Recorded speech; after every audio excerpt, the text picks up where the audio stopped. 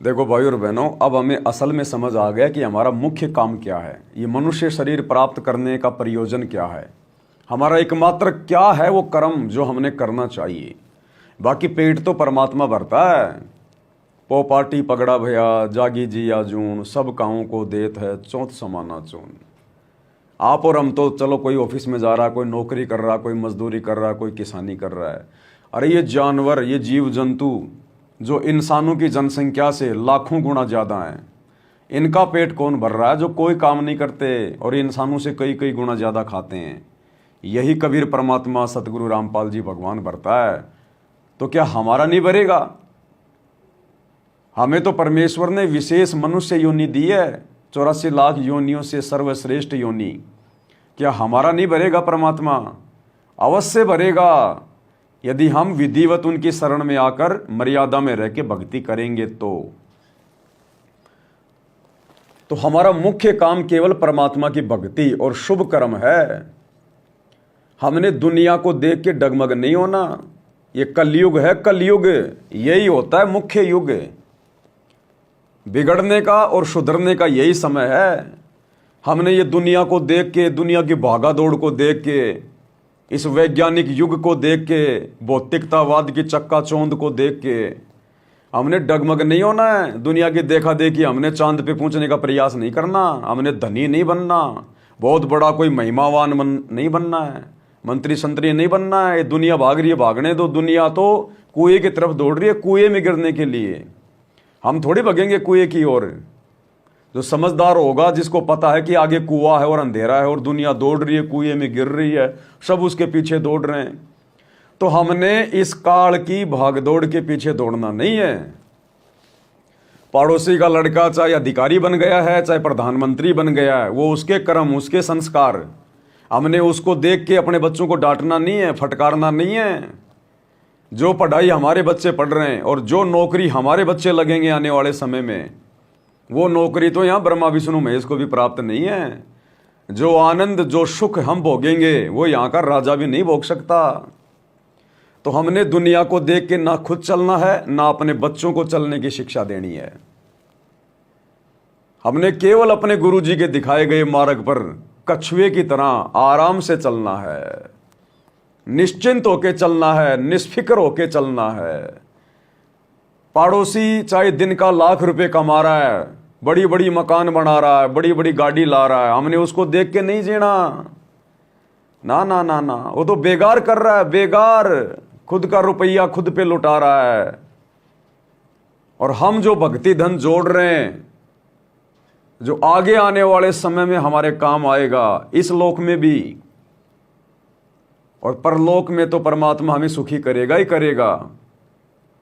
तो हमने बिल्कुल शांत भाव में, सहज भाव में, कोई कंपटीशन नहीं, कोई प्रतिस्पर्धा नहीं, कोई किसी की देखा देखी नहीं, कोई मान बढ़ाई की चाहत नहीं, कुछ नहीं।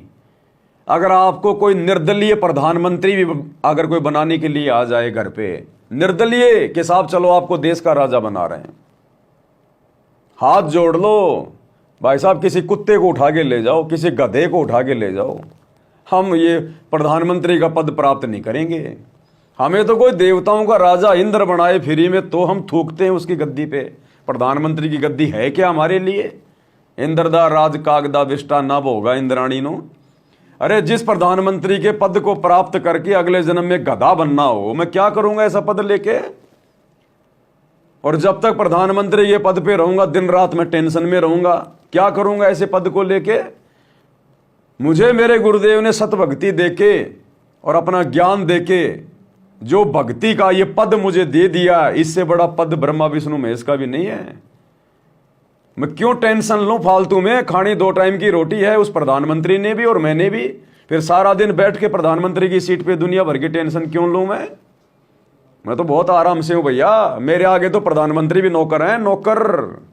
जो आत्मिक सुख मुझे प्राप्त है, जो शारीरिक सुख मुझे प्राप्त है, मेरे गुरुदेव के आशीर्वाद से, उनकी भक्ति से, वो यहाँ के राष्ट्रपति को भी नहीं है। और ये पद क्यों प्राप्त किए जाते हैं? सुख प्राप्त करने के लिए। और सुख है नहीं तो मैं क्या करूंगा लेके वो पद? मैं भैया अपने जीवन में बहुत खुश हूं, आनंदमय हूं, मंगलमय हूं, तुम जाओ किसी और को चाहत हो, अगले जन्म में गधा बनना हो, उसको बनाओ तुम प्रधानमंत्री। तो हमने दुनिया देख के बिल्कुल भी नहीं चलना है भाई और बहनों। आज हम क्या हैं? आज हम वर्तमान में दुनिया को पागल दिखाई दे रहे हैं, मूर्ख दिखाई दे रहे हैं कि वैज्ञानिक युग चल रहा है, दुनिया में ऐसा ऐसा विकास हो रहा है, और ये देखो कैसे ये आदि मानव की तरह जी रहे हैं। तो हम आदि मानव ही ठीक हैं, हम आदि मानव ही ठीक हैं। ये 2028 युग परिवर्तन के समय पता चलेगा आदि मानव कौन था और परमात्मा का भगत कौन था। जो आज अपने आप में बड़े बड़े नेता, मंत्री, संतरी, अधिकारी बने बैठे हैं ना, वो आदि मानव से भी ज्यादा दुर्गति करवाएंगे। आदि मानव से भी ज्यादा दुर्गति आने वाले समय में, जब अकाल पड़ेगा, भूखमरी पड़ेगी, युद्ध होंगे, महायुद्ध होंगे, भूखमरी आएगी, महामारी आएंगी, तब पता चलेगा आदि मानव कौन था और परमात्मा की भक्ति करने वाला भगत कौन था। हमने दुनिया देख के चलना ही नहीं। रंका और बंका के सामने परमात्मा ने लाखों रुपए के सोने चांदी के गहने डाल दिए थे, उन्होंने थूका भी नहीं उनके ऊपर, और मिट्टी डाल के आगे निकल गए कि चलो चलो अपने किस काम का, ये गंदगी कूड़ा करकट किसी का। तो बताओ फिर ये बड़े बड़े अधिकारी क्यों बनते हैं? बड़े बड़े पद प्राप्त क्यों करते हैं? बड़े बड़े बिजनेस लोग क्यों खोलते हैं? धन कमाने के लिए, कि धन से फिर शांति होगी। यहां के भौतिक धन से जिंदगी में शांति नहीं हो सकती, उल्टी आग लगेगी अशांति की। तो हमें जो धन, जो भक्ति धन दे दिया, जिसकी इतनी कीमत है, अगर तीनों लोक भी तराजू के एक पालड़े में रख दिए जाएं तो हमारे भक्ति धन के सामने फैल हैं।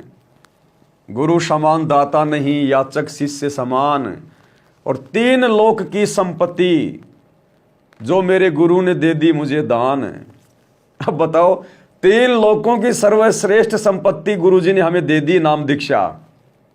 अब मैं चाटूंगा क्या प्रधानमंत्री के पद को, ब्रह्मा विष्णु महेश की पोस्ट को चाटना मुझे? हमने तो सतलोक में पोस्ट चाहिए, सतलोक में, जहां तीनों देवताओं जैसी शक्तियां तो हमारे नौकर के रूप में कार्य करेंगे।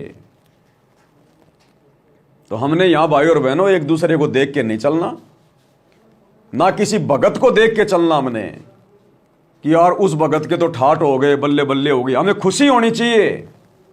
अगर किसी भगत भाई के घर में धन आ रहा है, बढ़िया उसके ठाठ बाट हो रहे हैं, तो हमें खुशी होनी चाहिए कि देखो मेरे गुरुजी की भक्ति का असर, ये है मेरे गुरुजी की भक्ति का प्रभाव।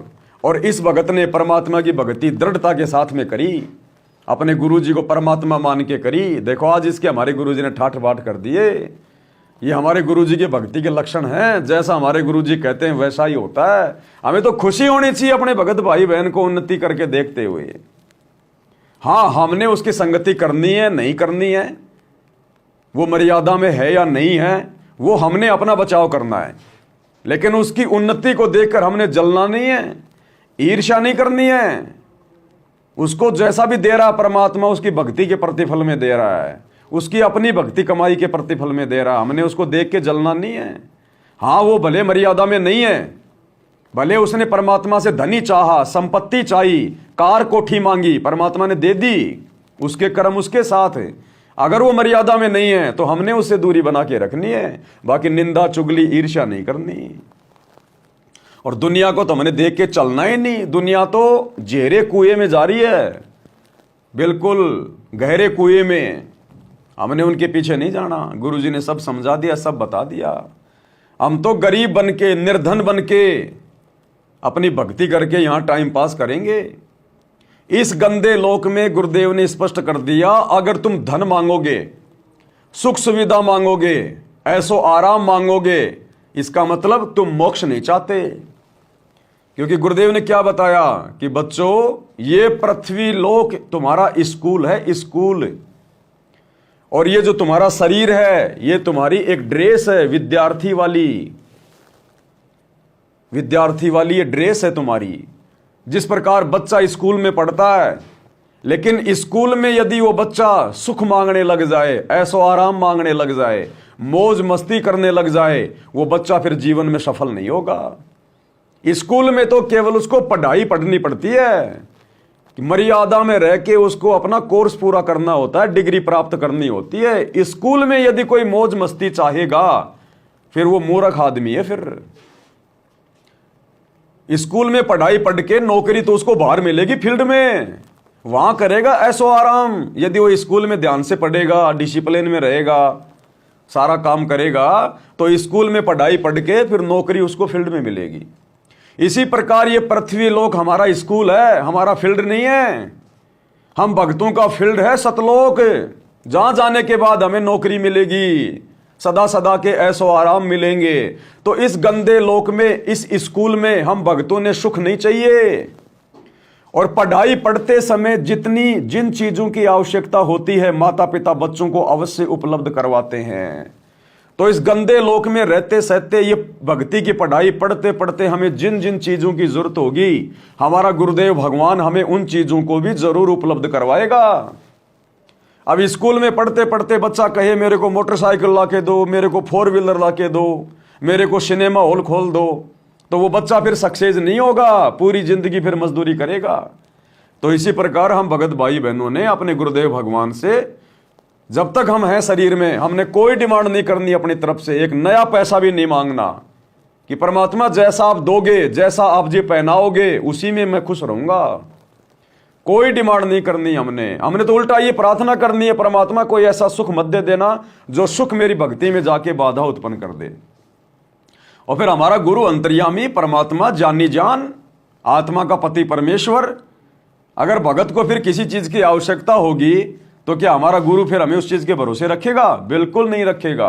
गाड़ी चाहिएगी गाड़ी भी देगा, अच्छी नौकरी चाहिएगी वो भी देगा, बढ़िया मकान चाहिएगा वो भी देगा हमारा भगवान हमारे को, और बिना मांगे देगा, क्योंकि ये समर्थ है, जगत सेठ है, सावरसा सेठ है, सावरिया सेठ है।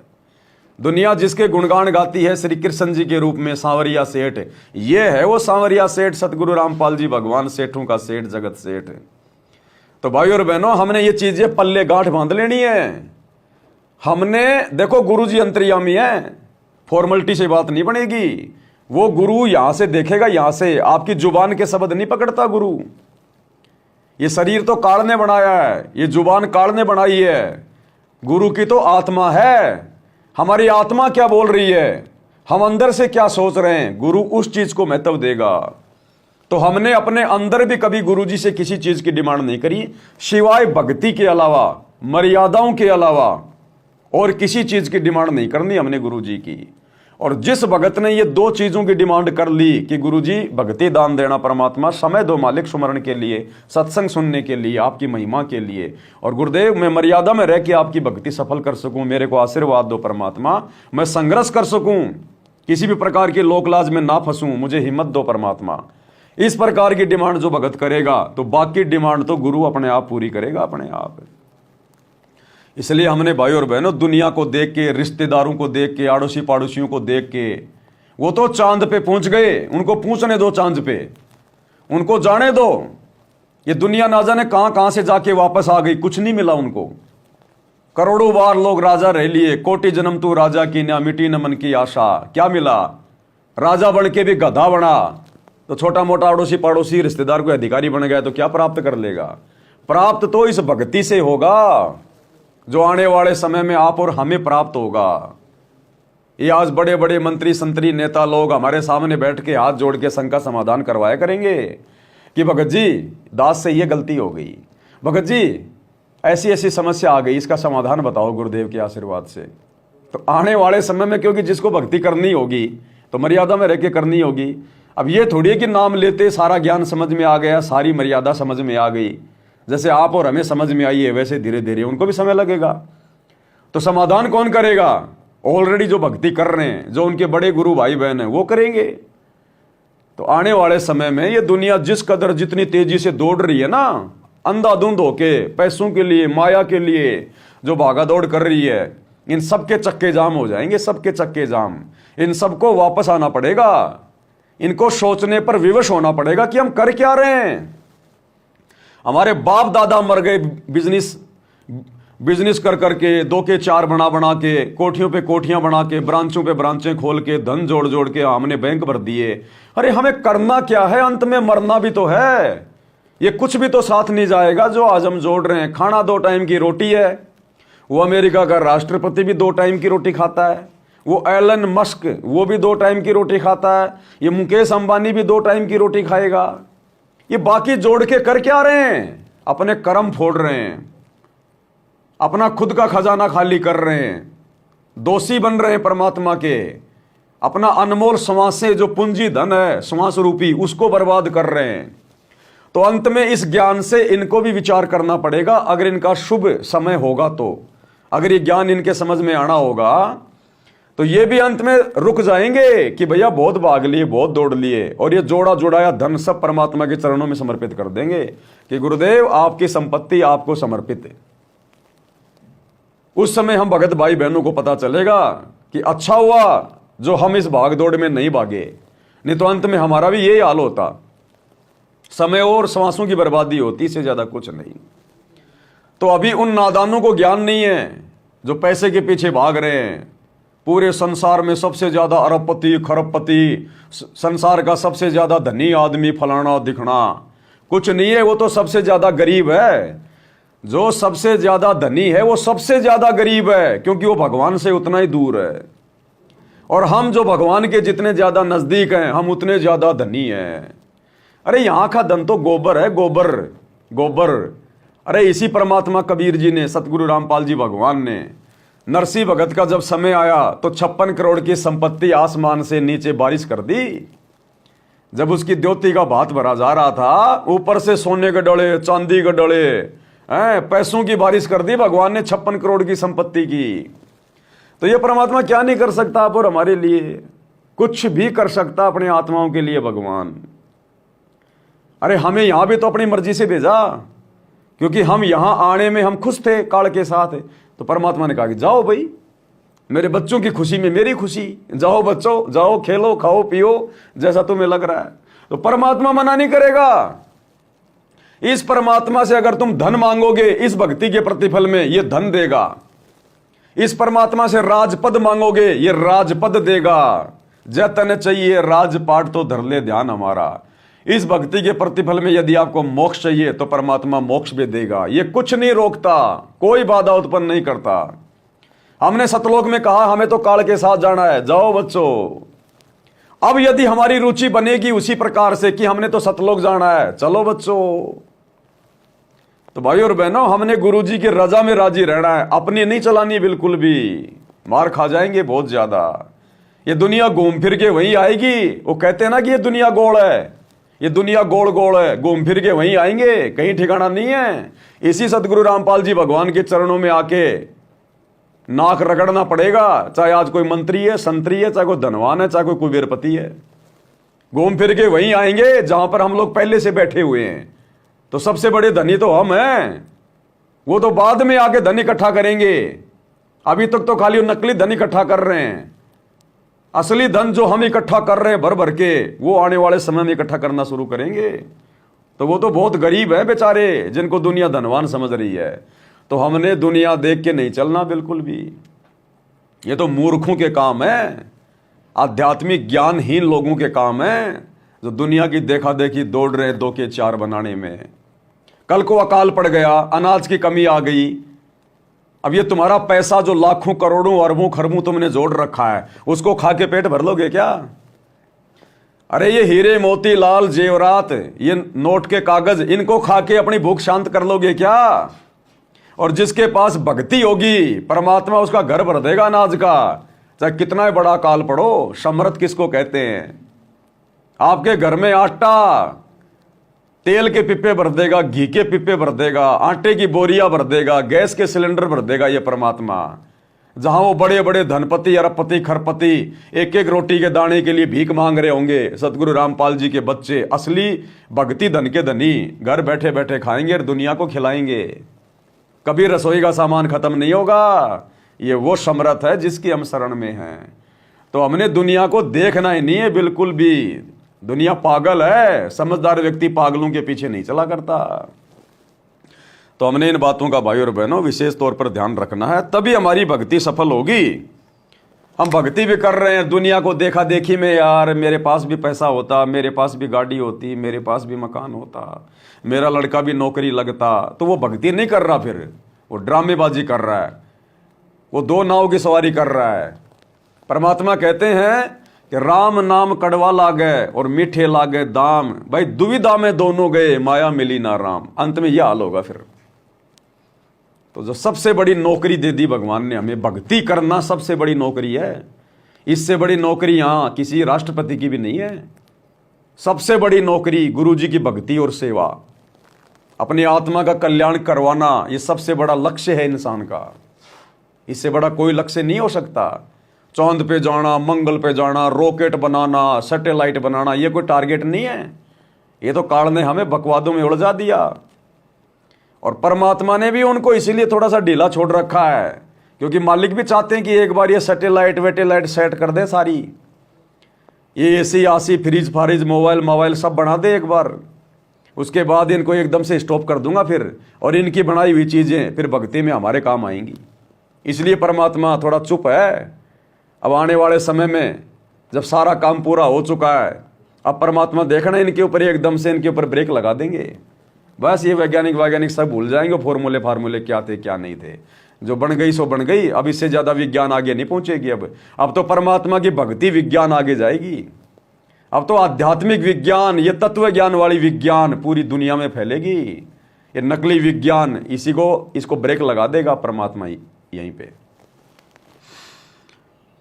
तो हमने अपने गुरुदेव भगवान का ही जय जयकारा करना है, उन्हीं को महिमा देनी है, उन्हीं का गुणगान करना है, और जितना भी हमारा जीवन शेष है गुरुदेव के आशीर्वाद से हमने एक एक श्वास अपने गुरुदेव की भक्ति में समर्पित करना है। भाई जो गुरु बचन पे डट गे, कट गे फंद 84 के, कट गे फंद 84 के, कट गे फंद 84 के।